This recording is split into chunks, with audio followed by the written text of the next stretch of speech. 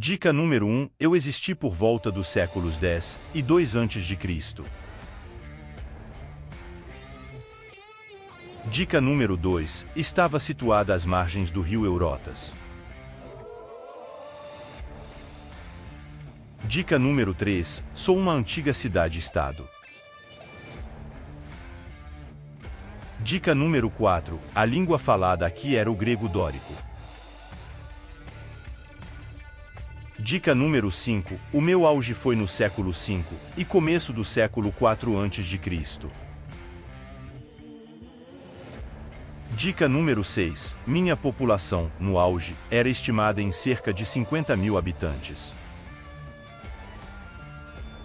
Dica número 7. Eu era governada por um sistema de diarquia, ou seja, 2 reis simultaneamente, pertencentes às dinastias Ágidas e Euripontidas, que, segundo a mitologia, eram descendentes de Hércules. Dica número 8. Fui uma sociedade extremamente militarista e coletivista. Dica número 9. Nossos habitantes também eram chamados de lacedemônios. Dica número 10. Eu estava situada na península do Peloponeso, na região da Lacônia. Dica número 11. Você não iria querer ser um ilota se morasse aqui. Dica número 12. Fui uma das cidades que invadiu Troia, na Ilíada de Homero.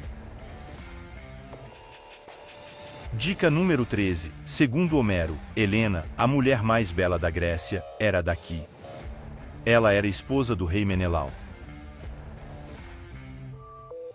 Dica número 14. Licurgo foi o criador da minha legislação.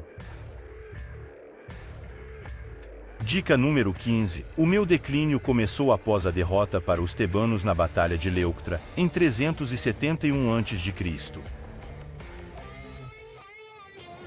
Dica número 16. O meu símbolo é a letra grega lambda, que era frequentemente gravada nos escudos dos meus soldados.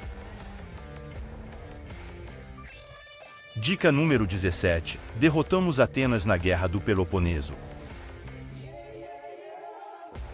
Dica número 18. Saímos derrotados na Batalha de Termópilas, durante as Guerras Médicas. Dica número 19. Lutamos em uma famosa batalha onde 300 de nossos melhores soldados resistiram por 3 dias contra um exército composto por dezenas ou centenas de milhares de persas, no ano 480 a.C. Dica número 20. Leônidas foi um famoso rei e general daqui. E aí, acertou? This is Sparta! Parabéns para quem palpitou, cidade-estado de Esparta.